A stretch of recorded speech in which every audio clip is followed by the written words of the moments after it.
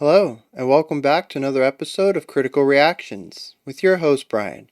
We're going to finish off today with a special selection, which is where one of you tell me exactly what it is I need to check out. If you'd like to submit your own special selection, you can find a link to do so in the description below. Today's special selection comes at us from Brendan. Says, "Hey Bryan, I think it'd be cool to see you react to the song T by King Diamond. A band with great guitar work and a love it or hate it vocalist, I think he's fantastic, that specializes in horror story concept albums. Hope you like it." So, I'm going to be 100% honest. I've got the tab opened up so that we can listen to the song. I saw I saw the request before, and up until this very moment when I stumbled over the band name, I thought we were doing King Crimson. That's actually why I stumbled a bit on the name, because I was going to instinctively say King Crimson, and I read the word diamond, and I was like, what? There's no way. But yeah, we're doing King Diamond. So I actually don't think we've checked this one at all. I thought we were going to be doing some prog rock, and alright. That's my reading comprehension failure for today. Let's get into this, see what King Diamond is up to with the song Them.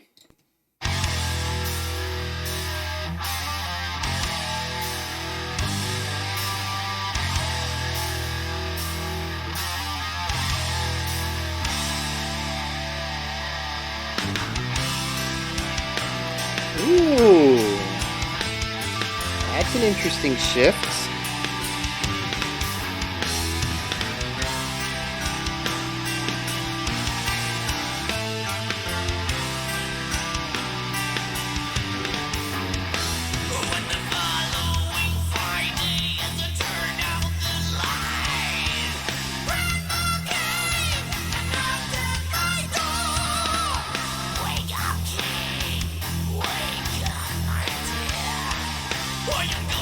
Very interesting. We're doing 3 bars of 4, but it feels like we're mostly counting our phrasing in 3.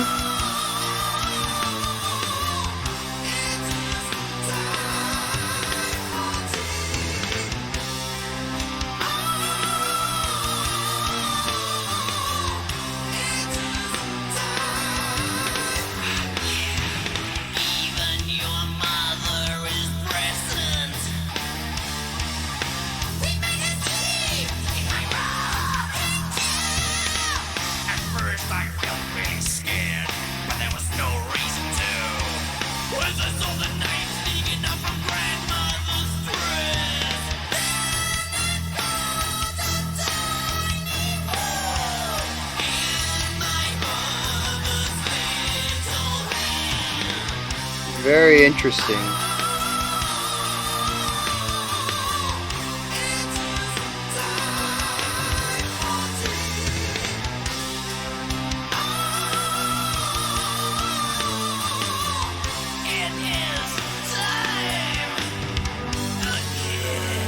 A little bit of a retardando there. Yeah, so we actually finished that line slowing down and then move into this more upbeat idea. Interesting.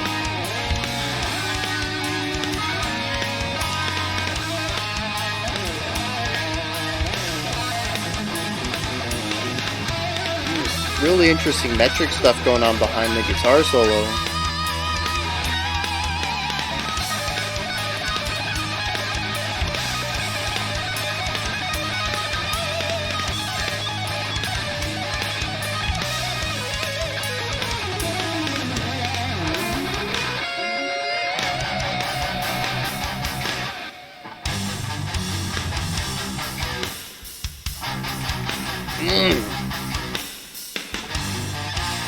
Using those long bits of silence to drive elements of groove.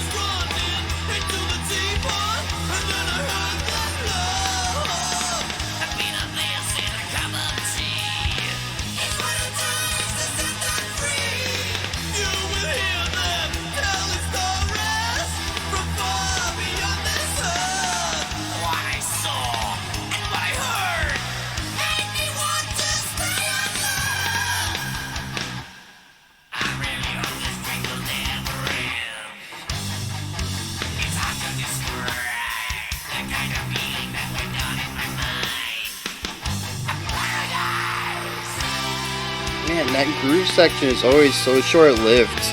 4 bars, I think, is it. I love the bass line underneath the guitar work here.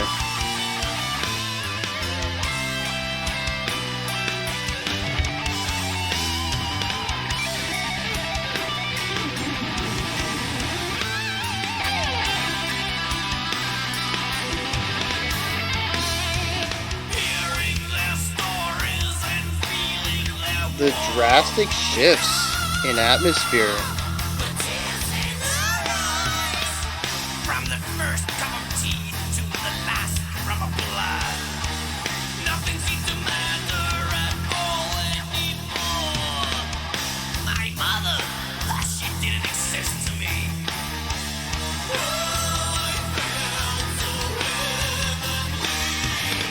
Very full.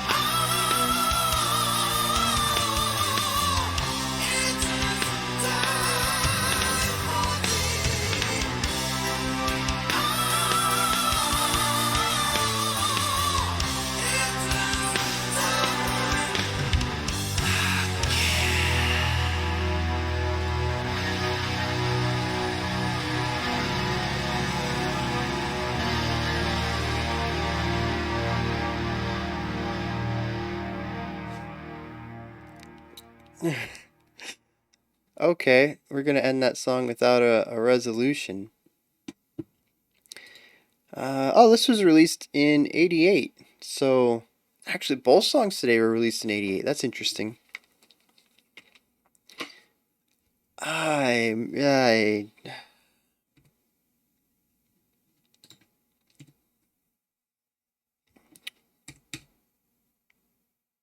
that was weird.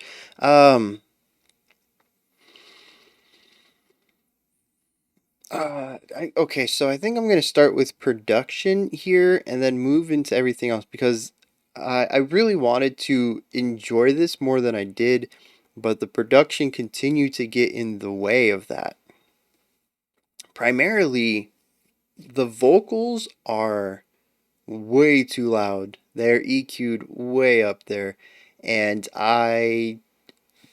every time I tried to turn the volume up so I can get a better listen at what's going on in the music, the vocals were just way too loud. I really could only turn it up during the guitar solo section, which is where I started to hear more bass work, and I enjoyed what was going on with the bass, but I really couldn't hear it elsewhere, and that's just because the vocals really did not allow me to put the volume at a decent level for the rest of the instrumentation.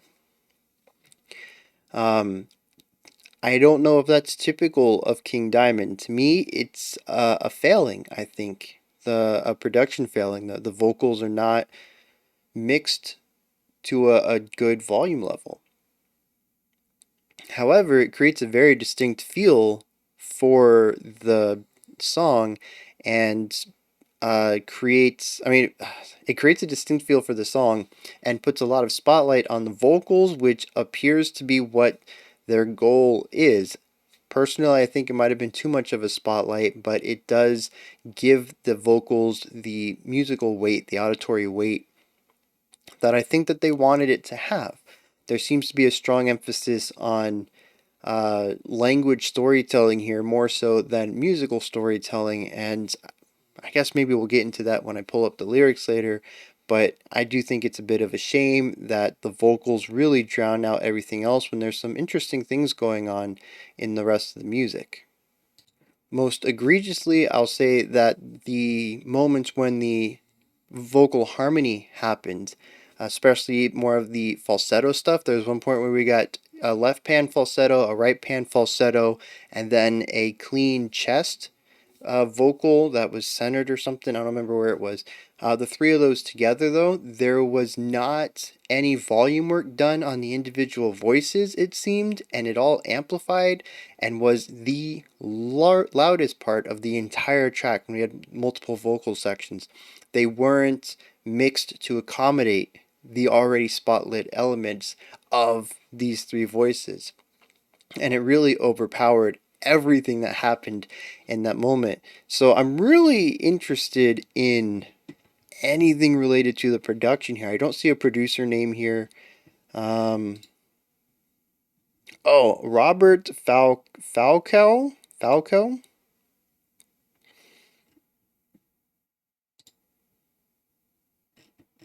Looks like he's only produced for King Diamond and a band called Laban. And it looks like he primarily did this album for King Diamond.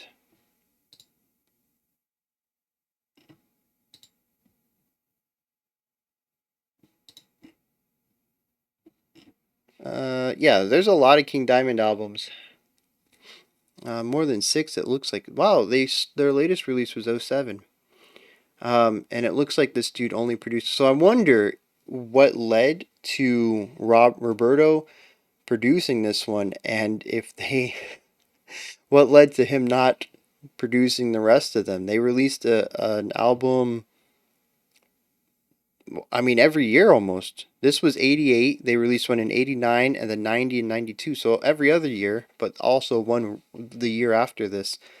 And yeah, he was not signed on to those, and he didn't seem to do anything else. So I wonder if that was him choosing to get out of production. Maybe there was something else he wanted to do, or what. But yeah, I don't want to I don't want to talk down too much on the production and um, kind of speak about it too negatively, but it did impact my listening here, and a lot of it was the placement and the volume of the vocals. Um, And there's also, I don't know if this was Roberto's doing or if this is King Diamond style, but man, the reverb on those falsettos. So I was going to mention at the beginning of the song that it's very narrow, right? All the instruments feel very close to me. They don't really have much space to them. There's definitely some panning going on, but it's a claustrophobic kind of feeling. Everything's kind of real close to the center, except the vocals. The clean vocals and the gritty, gnarly storytelling vocals when he kind of gets like these weird, creepy voices going. Like those are mostly centered, and I think that they have a nice amount of reverb and compression on them, whatever, to make good vocal sounds. But then you get the falsettos, and they have this ethereal pull to them. They're super wide. They have a ton of reverb on them, and it feels so displaced. It's like watching a film with bad CGI, and you can tell what's the generated background, and like it could be a lighting thing where like the lighting of the scene doesn't match the lighting in the computer generated elements, so it feels like a cardboard cutout or it feels like people acting in front of a cardboard cutout. um that's what I'm getting here in like an auditory illusion where it feels like this one voice is so disjointed, and the mixing on it is done in such a different manner than the rest of the track that it actually feels like something else. If I hadn't have known better, I might have wondered if there was another song playing. Maybe I had something open in another tab, or somebody in another room was playing music. It just does not match the sound and atmosphere that they're achieving in the rest of this track. Now, this doesn't just stop at the vocals. I do think there's some interesting ideas going on with volume of any lead instrument. The guitar solos also get a massive EQ boost and kind of drown out everything around it. Basically, just listening to this overall was me with my finger sitting on the volume knob, just making minor changes to hear a little bit more if I have the option to, or to pull it back because I was trying to turn it up to hear some of the subtler stuff, and now we have something loud again. I would not mind at all listening to a remaster of this. I think there's some really cool ideas here. I'm going to get into them into a second. It really is the mix, the production aspect that I think is I don't want to say it's done poorly. It's done in a way that I'm not fond of, right? Like I said, it achieves a specific sound, and it's very possible it was an intention of theirs to create this specific sound. It's just something that I didn't enjoy. Speaking of interesting choices, though, vocals, right? So the vocalist was already brought up during the request itself, said it's kind of a love it or hate it kind of vocal work. I'm indifferent to it. And I think that's just because I have to be.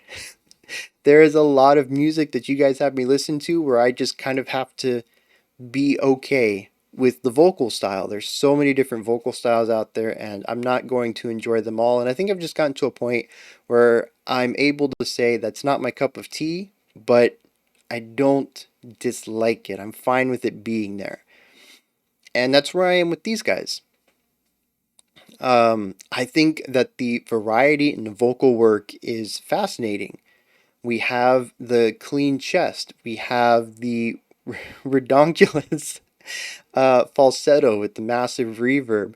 We have sort of that gritty Dave Mustaine thing going on in a couple of times. We have some goblin style stuff, and we had something that almost aired on a black metal kind of harsh at one time.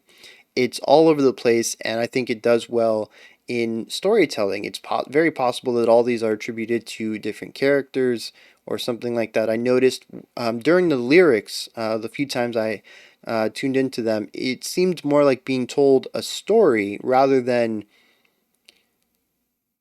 having a song sung to me, if that makes sense. Like um, the word choice is more of like reading a book that happened to be sung rather than listening to a poem that has been put to a melody line. We'll dive into the lyrics in a second. I'll see if any of that makes sense in retrospect, but it felt more storybook, I suppose. And I've kind of pictured all these different voices to be different characters within this story. In which case, I think that's pretty cool. There's enough space put between them, aside from the couple of harmonized sections, that I think one person could pull this off live, which is something I've talked about before. I really enjoy seeing all aspects of a song being performed live. I don't have anything against using backing tracks. I think it's perfectly fine. Sometimes it just needs to be done, but I do really enjoy being able to see everything being performed. Um, And we also see a little bit of that variety in the guitar and the atmosphere. Actually, this whole song is kind of filled with a lot of variety. Moving on to the guitar variety, we have a ton of different tones. We come in with a very standard, like 90s rock tone. And then somewhere down we actually shift to that sort of brighter, uh, whimsical kind of feeling. I don't remember if it was a clean electric guitar or if we went to acoustic, but we got rid of that metal edge. And somewhere down the line, we pulled back in, and I feel like we went to like an 80s metal guitar tone.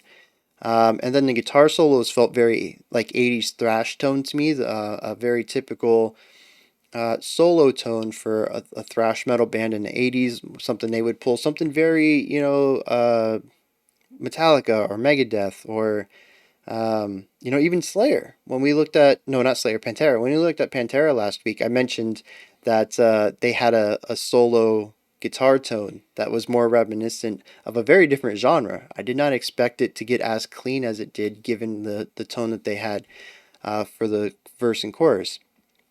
These guys are shifting their guitar tones all over the place. Much like the voice, they're being utilized, it seems, to explore different ideas. It could be different settings or different characters. They could be embodying characteristics into the music as well, instead of just the vocal work. Assuming that this is still, I'm right about this being more of a storytelling idea. Um, and even in the atmosphere, like I mentioned at the beginning, we come in real hard with like a 90s rock vibe, and then we move real quickly into something a bit more whimsical, a bit more brighter. We have more focus on the treble rather than the lower end. There's a lot of levity to this section. And then there was that short-lived groove section that we saw twice, and it was only like 4 bars, and they utilized space in a way that we don't really see elsewhere in the track. A lot of the rest of the track uh, has the guitars playing constantly, and this was one of the few places where the guitar actually has rests, and it creates a groove by using it makes groove by using syncopation in the rhythmic aspect, and using these gaps in space to drive a syncopated rhythm to create the groove.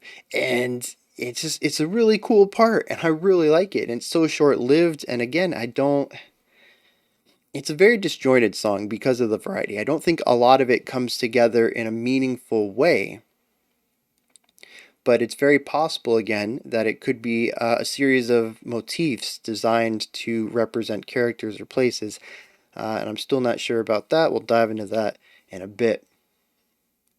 The drum work was very fun, though. I think this is going to be the last thing I want to talk about before we move into the lyrics. Um, a lot of it is sort of that 80s, 90s metronome style of guitar, that hard rock vibe of just, sitting in that metronome, sitting in that groove, and either sitting on the downbeats or the offbeats, and just creating that metronome, that feel for everything else to sit around, whether it wants to play within it or syncopate against it. Except there's a lot of embellishing lines in here that push against that idea. We have these little cymbal runs, little 16th note cymbal runs on, random, like beat 2 will have a 16th note cymbal run, like 4 of them, and just to embellish that section. Or that real fun section, I think it was in the chorus at the tail end of every 4-bar phrase, it got real funky with the with symmetric modulation, and it felt like he was putting some tuplets in there. I'm not even sure what kind of tuplets. I don't know what I want to say because I honestly don't know what was going on. Time felt a bit odd, and I would even say there's some human imperfection being put in there as well. As far as timing goes, it didn't feel perfect, and it almost gave a bit of a free time feel, probably a combination of being a hair late or early on one of the hits while also really digging into this tuplet rhythm that pushes against the 4/4 that was presented. Um, So yeah, just little ideas like that placed all throughout the drum, whether it's a fill that pushes against the metric idea, or just little ornamentations thrown throughout a 4-bar pattern or something like that. There's always something that he's keeping the 4/4 beat for the rest of the band to play around, but he's always embellishing it with other ideas. And again, to me, it feels a bit well, this doesn't feel as disjointed. A couple of those fills, very interesting choices compared to what's being played around it.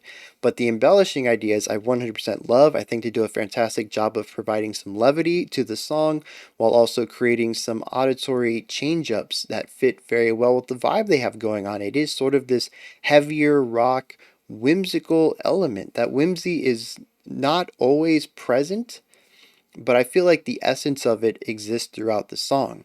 It may not be explicitly played like it is in some sections where they really dig into it and brighten up the top end and allow it to shine through, but it seems to always be there. There's this levity, almost like a childlike outlook to the song. Again, I don't know. I guess we'll dig into this with the lyric. I think the lyric's going to be so important to understanding this track. Um, And I kind of touched on this. I just want to make sure that I specifically state it before I finish this up. But atmosphere. The atmosphere is just all over the place. And like I said, sometimes it's hard rock. Sometimes we have some thrashier ideas. Sometimes it's clean and whimsical. Sometimes we have shredding guitar solos. Sometimes we have embellishing ideas. Sometimes we're real rigid with our rhythmic patterns. And I don't know what to think, especially since to me, the dynamics were all over the place as I was messing with the volume knob the whole song. So I'm sure that that colored some of my first listen to it. Um, but yeah, let's dive into some lyrics and see what's going on here. Uh, So this is very surface level read. It is very storybook. I will say that. I don't think it necessarily lines up with my multiple voices idea. There are some elements of characters speaking, and there are a lot of characters. It's told linearly. Well, there's, I guess, technically two characters, where one of the characters is the narrator. So I don't think that the idea of multiple vocal deliveries lines up with this. It could be true that one of the voices specifically lines up with this grandmother character, but the other three or four styles would all seem to be just the narrator. Could be the narrator ascribing sounds to other people, but nobody else has a speaking role. What happens though is that on a Friday, the very first line of this song, on the following Friday, following what? I just started this story. I'm interested, or I'm curious if maybe this is more of a conceptual thing. Maybe the last song ties into it. But it's an interesting way, to me at least, in a vacuum, start a song because at the very beginning can't have something that follows. It could also just be a really interesting, just way to start it. It already has my attention. Following what? What happened before? I'm intrigued about the rest of the album, and I've only heard one song. So, anyways, apparently this kid's, I assume it's a kid, maybe not. There's a grandmother, a mother, and this person. So it is the third generation here. I assume they're a bit younger, but I guess suppose they don't necessarily have to be. Their grandmother wakes them up and says, "I'm going to show you the house of Ammon." And this idea of it is time for tea comes up. And the person's mother is in a rocking chair, and the grandmother has a knife and cuts the mother's hand. The She puts the blood in the teapot, and then they come out. Right? So you need to make this blood tea in order for them to arrive. And what they did was tell this kid stories, and they laughed and had tears in their eyes, and nothing seemed to matter anymore, and the child felt in heaven or in paradise. Both words are used, and specifically even states that my mother, she didn't exist to me. So they sacrificed this kid's mom so they can spend time with some other worldly, possibly demonic presence, and they just had a good old time. Um, and I'm going to assume the mother died because there's even a line that says, "From the first cup of tea to the last drop of blood." It could be assuming, the last drop of blood they had to create this blood tea, but I'm also reading it as the last drop of blood in the mother's body. And that's what the whole song's about. Like, that is literally the end, is him saying, "We killed our mom, and I guess that doesn't matter because I found these cool demon guys to hang out with." And man, that is a roller coaster of a ride, especially with the way that it's what's that word? Paced, right? Um, so all of this happens across 5 minutes, and a lot of the verses always leave a bit of wonder. The first verse ends with being woken up, and the grandmother says, "I'm going to show you the house of Ammon." The second one ends after seeing that the grandmother has a knife and cuts the mom's hand. I'm like, oh, the kid should be afraid. The mother is committing, murder here. Then we have a guitar solo, and then we learn about them, and they appear. And I'm like, oh, the kid's going to be scared. And then we have a little bit about the kid actually being happy, possibly a paradise. We have the two guitar solos, back and forth duet thing that we have. And then the final stanza says that the kid doesn't even care that the mother's dead and that he's just having a blast. Like, what a roller coaster. We start with something that seems intriguing. Then we move into straight up horror. Then we go into what is happening. And then we have a good old laugh. What in the world? And it's all done and told through this really unique idea of constantly changing musical aspects, whether it's the guitar tone or the atmosphere, the vocal styles. All of it comes together to create this song that changes its vibe as I would say the vibe of the story goes. Each stanza ends with a different atmosphere to the storytelling with a different vibe, a different genre, even. Like I said, we move from something that's intriguing to something that is horror to something that, again, kind of moves back into that intrigue. And when we hit the final section where we really expect things to ramp up, it's kind of undercut by the fact that our understanding of what would be happening in this, ritual to bring about these otherworldly beings is not something that is fearful. Normally when we think of sacrificial rituals to bring about demons or whatever they and them are, we don't typically think about them just coming to our plane to hang out and chill and talk until we've run out of tea. It almost seems like a punchline based on our cultural expectations of what this scenario would typically lead to in other media that explores the same ideas. But there's still that dark comedy to it in the fact that the boy seems to have lost any sort of want for their mother to have been alive. Like the sacrifice seems to be not in poor taste or not a bad deal, I guess, is his way. He lost his mother, but he got to spend a few hours with these guys and they were cool, and he's fine with that. So there's a little bit of that dark humor alongside just the ironic comedy that comes here by altering what we were expecting and kind of subverting that with the opposite. Man, it's a weird song though. Lyrically, it's weird. Musically, it's weird, and the production is just a bunch of odd choices that I don't even know where to attribute. I would need to listen to more King Diamond and see what's going on to understand the production on this one, to see if it's intentional or if it was like maybe just this album. How much of it is also their style? I'm kind of thinking that the wide, echoey, falsetto stuff is King Diamond, right? But maybe the volume levels weren't. Maybe that was Roberto's addition and other albums don't have that. I don't know. But there's a lot of this song leaves me with a lot of questions. A lot of questions.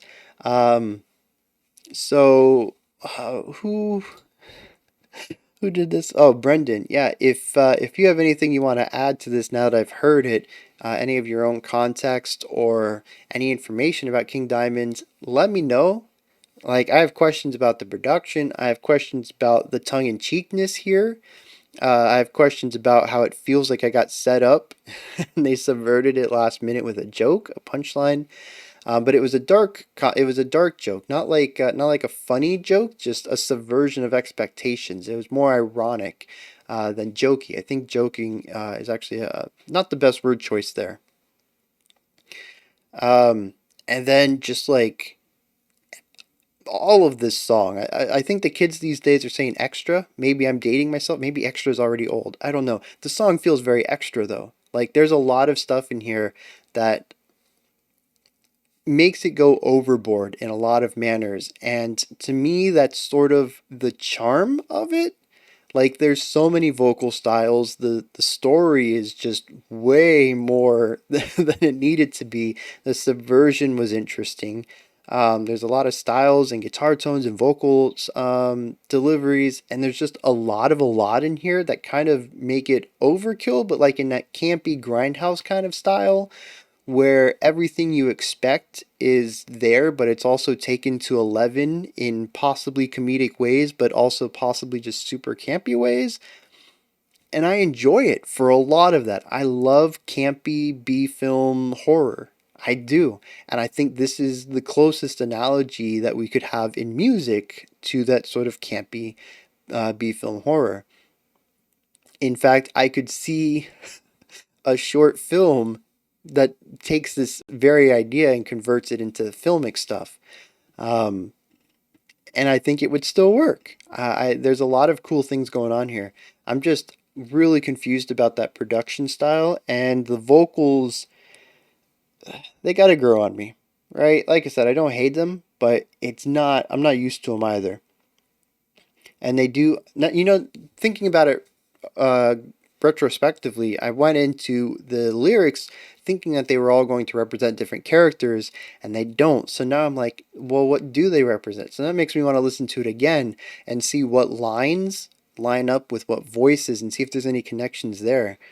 Because otherwise, it's just the vocalist, uh, to use the term again, being extra. Just saying, hey, how do I want to say this line? And again, it just kind of takes the elements of a sort of horror, hard rock kind of song and saying, hey, how can we take this up to 11? How could we take this to 12? You know, and I think they do a fantastic job of making it campy without making it too cheesy.